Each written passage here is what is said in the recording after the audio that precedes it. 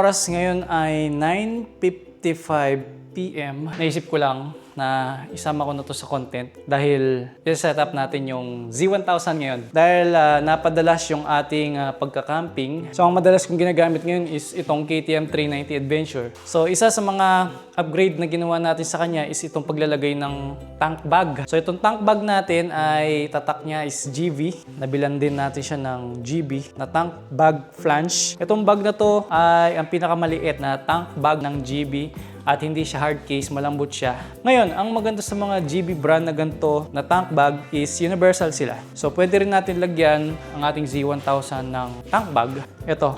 Actually, nakalagay na ito dati. Ilalagay ko lang din ulit kasi nga natuwa ako dun sa KTM, no? Advance lang natin ng konti. Medyo exciting lang kasing gamitin tong Z1000R ngayon dahil ang tagal kong hindi naka 1000cc. Nakakamiss din gumamit ng mga 4 inline and yung mga tunog na smooth, pero hindi nakakamiss yung bigat nila. Sobrang bigat talaga. Okay, so ang unang gagawin ay tanggalin muna yung tatlong tornilyo. Ito yung tatlong spacer. Ang purpose nito, shoot mo yan dito. Para pag hinigpitan, dyan tatama, hindi mapupwersa yung plastic.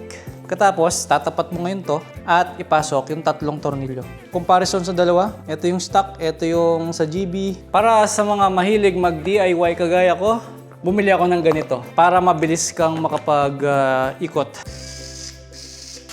Pero pagka naghihigpit kayo, kailangan pantay.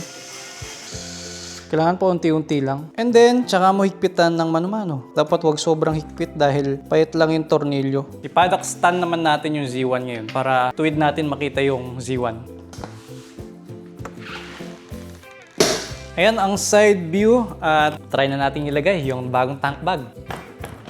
Yun! Ayan na yung magiging itsura niya ngayon. So hindi ganun kataas yung bag. Ayan, kita pa rin yung panel. Hindi sagabal dahil malayo naman siya sa katawan. Parang nagmukhang macho lalo yung Z1 eh. No? Kasi malaki yung tangke niya. No? Yung brush ko siya dito tapos nilagyan pa natin ng tank bag. Ito yung tail bag. So ito yung ilalagay natin. Kasi same sila ng shape ng upuan sa likod. Ito kasi yung upuan ng Z1000 niya. Pa-triangle siya. Oh. Bagay sila, di ba? Pag nilagay mo ngayon yan, okay, hindi halata. Tiniklip lang siyang ganyan.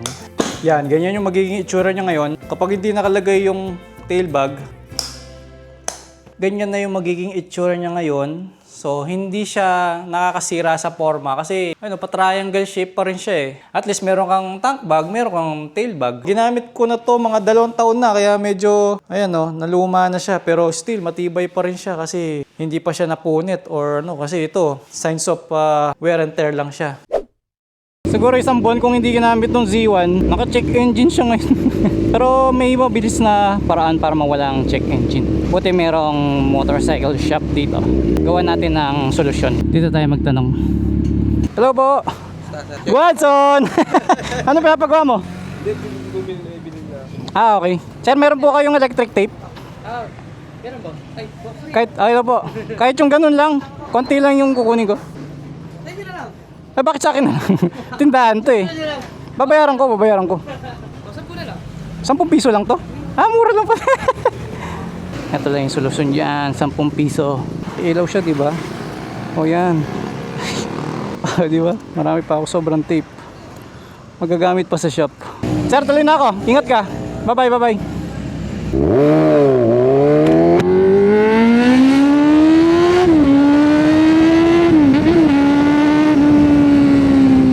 Di nawala na yung check engine.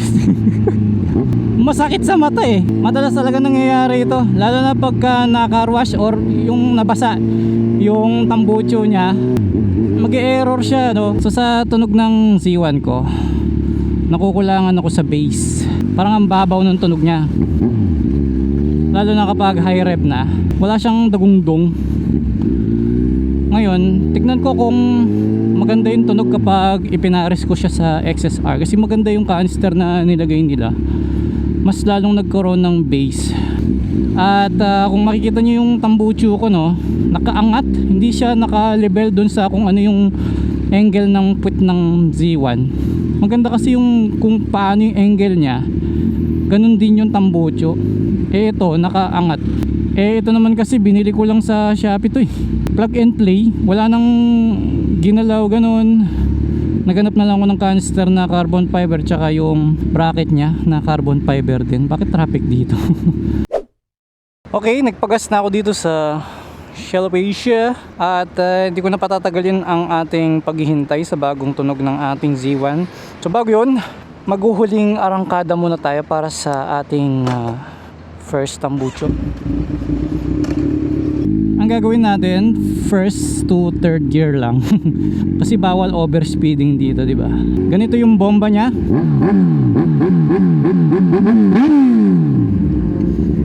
Kapag aarangkada,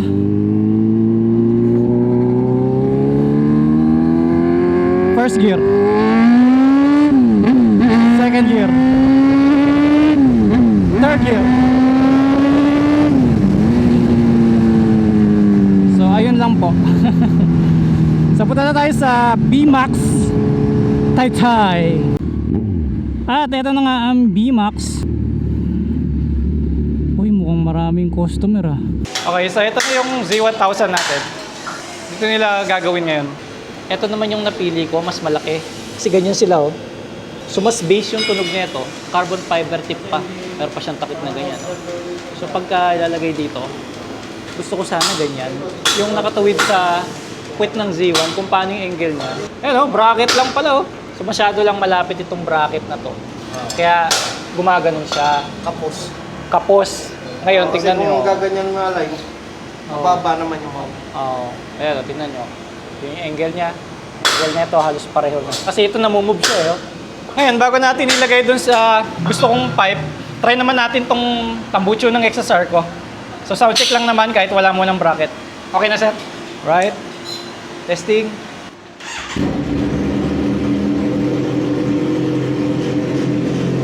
Maba nga yung tunog. Oh, taba.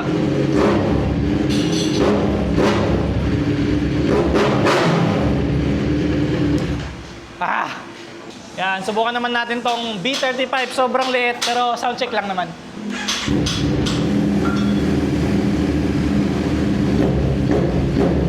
Ba't mas malaki?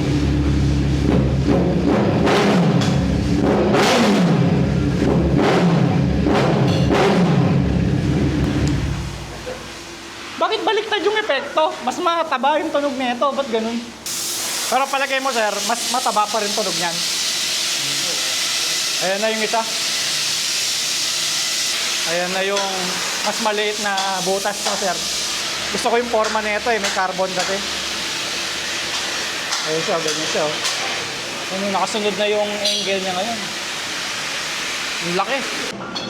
Sir, anong pangalan ng pipe na to? GL. Ayun, try naman natin yung GL. Yung trip ko. Ay nako, game. Oh, tahimik yung idle. May tagungdong, no? Sarap sa dip-dip. Rep natin. Oh. Mas mayaman yung tunog, no?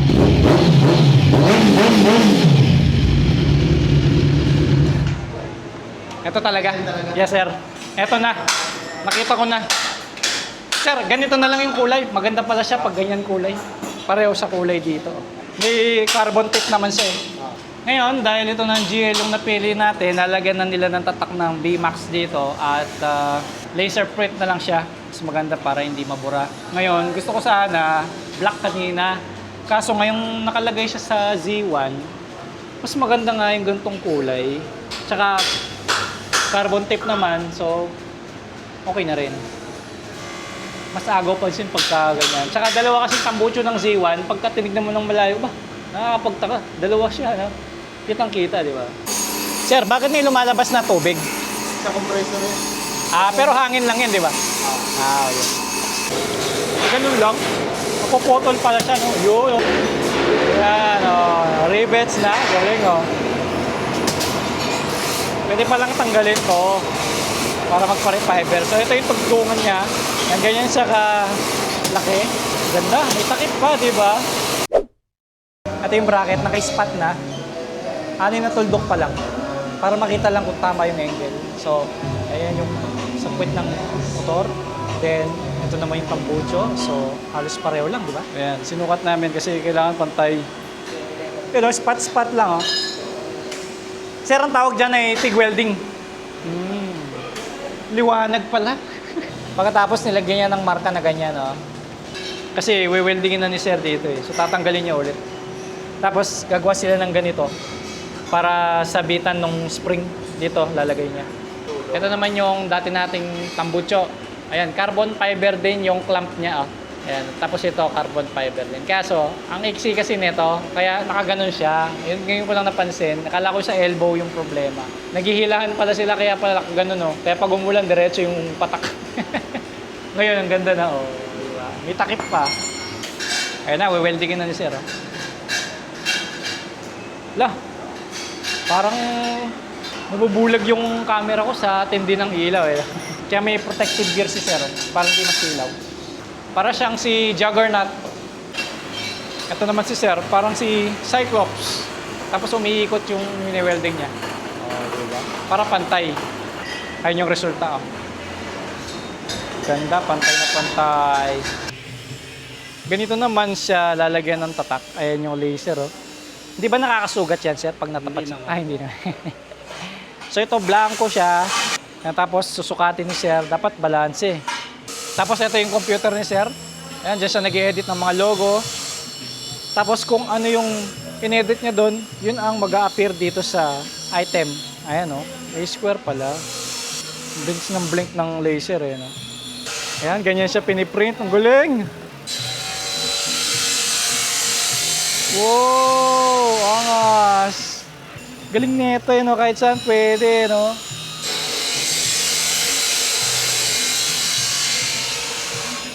Sa taas, ganun lang. Parang lente lang ng camera na DSLR. Galing, oh. Nag-i-spark siya, oh. Ayan, ang finished product. Tapos, eto naman yung tambucho natin. Eto siya, oh. Nilagyan lang nila ng marka para pantay. Oh, nice, oh. Hindi yan nabubura. Tsaka, mayroon siya, oh, magaspang siya, oh. Bumuon talaga dito, eh, no? Ganda, oh. Eto na yung itsura niya ngayon. Pati ito, nilinis din pala nila, oh. Kaya, pareho na sila ng kulay, no? Linis. Naiwan lang to, eh, no? So, full system yan. Wala nang catalytic. Walang resonator. Diretso hanggang sa canister na. Ganyan po yung kulay niya. At yung anggulo ng tambucho is nakamatch na sa puwet. Ang laki ng canister, eh, no? Pagkatapos, sa likod naman, meron siyang honeycomb na cover. At hindi siya flat, ha? Pa-umbok siyang ganyan, eh, no? Tapos, totoong carbon fiber ito. Ayan, naka-rivets pa. Tapos, pag gusto mong palitan yung fiber, yan, tatanggalin mo lang yung rivets na to, tapos mahuhugot na to, no? Para lang mas buo pa rin yung tunog. At dalawang canister, yung sa Z1000. At kung susukatin mo yan dito, kahit dyan mo lang sukatin, dapat pantay sila. So, pag tinignan mo ng ganyan, ayun, oh, pantay naman, di ba? Alright? Sound check naman tayo. Okay, sound check. Ayun na. Ano, ang linis, pakinggan. Tahimik lang pala siya. So, hindi siya nakakabulahaw. So, medyo mainit na rin yung engine natin kaya nasa 1,500 yung RPM niya, no? Dahil kapag ka nagko-cold start siya is 2,000 RPM siya umaabot. Ngayon, pwede na natin siyang i-rep.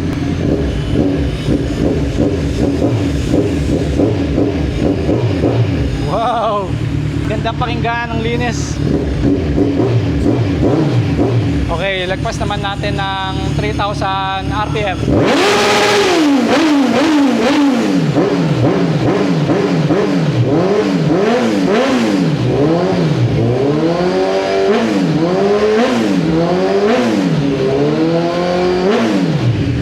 Ah, grabe.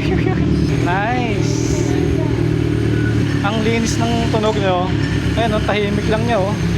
Kaya pagka nagko-cold start ka sa bahay, hindi bulahaw. Ayan, oh. Gandang pakinggan. Gustong-gusto ko yung idle niya pag ganyan. Kaya nakaka-excite tuloy. Mas maganda to pagka ginamit natin sa labas. Sakto, habang maaga. Kaya mako-compare natin ngayon. Right, sa mga gusto namang bumili rin ng ganitong canister, ang price nito is 8,500. Black na rin yung tip niya. At available din yan sa Shopee. Ayan, makikita nyo yan sa screen, tap nyo lang. Ayan, at tignan naman natin kung ano yung tunog niya kapag ginagamit natin yung V1.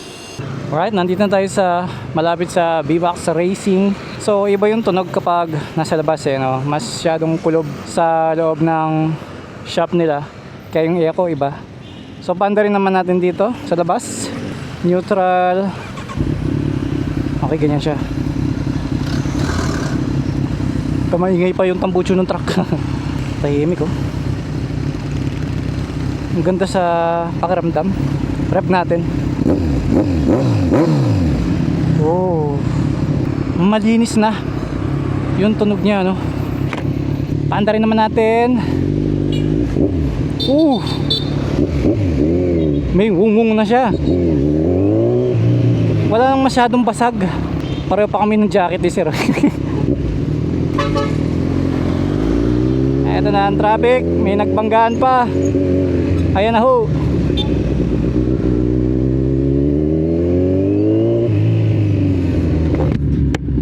Pagka naka-close naman yung visor, mas lalong tumahimik.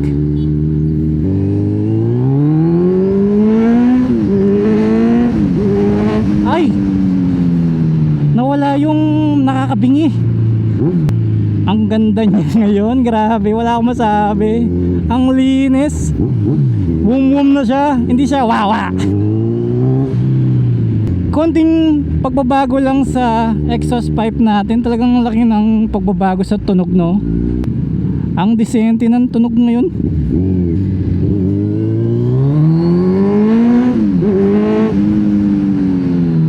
Parang kotse. Sarap sa tenga. Hindi siya mayabang pakinggan no. Hindi siya yung tunog na nagpapapansin. Yung, ewan ko, parang ang mahal ng motor sa tunog niya. Kapag hindi mo tinitignan, tas naririnig mo lang siya.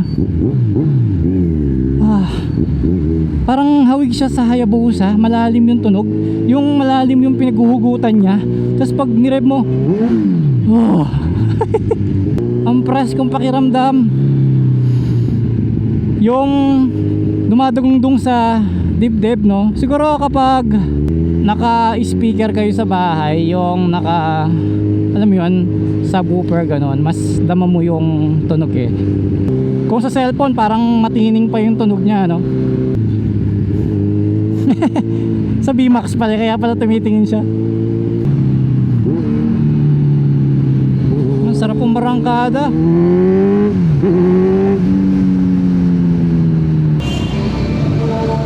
Grabe sa Maynila. Antindi. Okay, so mag-e-headset tayo.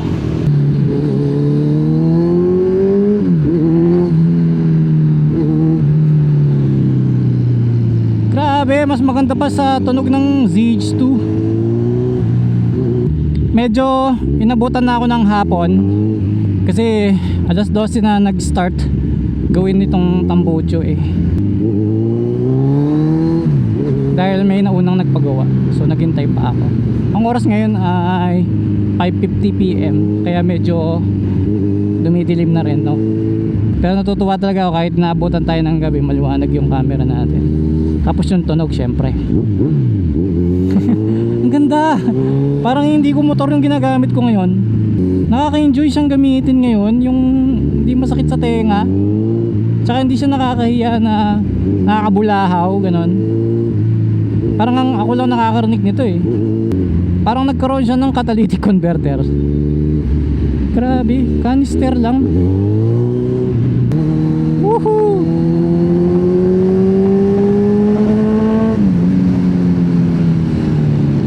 At ayun na nga ang traffic.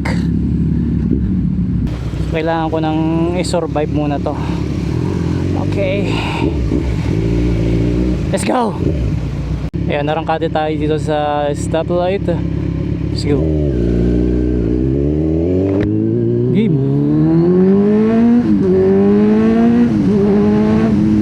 Wow, parang ka nagdadrive ng kotse tas ganun oh, kumakambyo ka. Uy, Thai concept. Ganda ng kulay no. Papunta tayo ngayon sa EDSA. So sobrang kulay red ng Google Maps sa EDSA.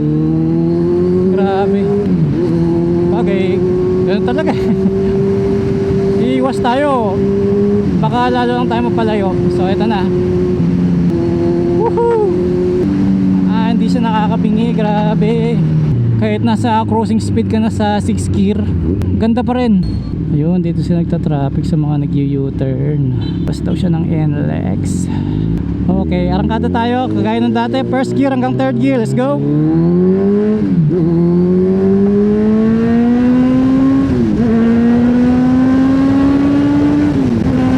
Wow! Grabe! Kotseng-kotse talaga, promise yung tunog niya. Tapos walang alingaw-ngaw na masakit sa tenga kapag binitawan mo yung throttle. Ganyan oh. Ganda. Tapos kapag super high rev na talaga siya, walang masyadong basag. Although meron pa rin konting-konti, pero alam mo yun, parang normal lang.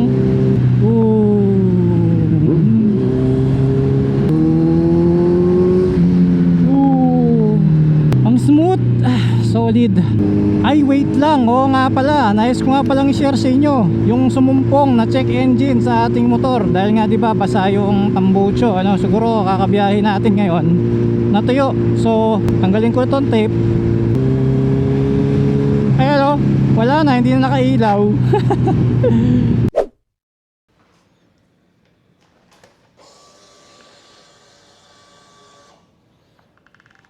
Ayan, nakarating ako dito ng 7:15 PM at yung gas ko is natira 2 bar. Matipid naman pala yung siwa pag di mo inahataw Tsaka hindi ako napahataw ngayon dahil medyo tahimik yung tambucho. So parang naririnig ko yung makina niya, nanggigigil. Nag-ride lang ako ng maintaining 6,000 RPM. At umabot yung gas ko, hindi ako nagpagas Medyo umulan dito sa Pampanga kaya medyo nadumihan siya. Pero dahil silver yung kulay ng canister, hindi masyado halata yung putik-putik Yan, pag malapitan lang. Alright, maraming salamat sa mga naghatid sa akin dito. Napakalupit ninyo. At yun, happy na ako dahil kumpleto na yung accessories ng Z1. So, maraming salamat at comment lang kayo dyan kung ano masasabi niyo sa aking tambucho. At syempre, tutuloy pa rin natin yung ating pagka-camping.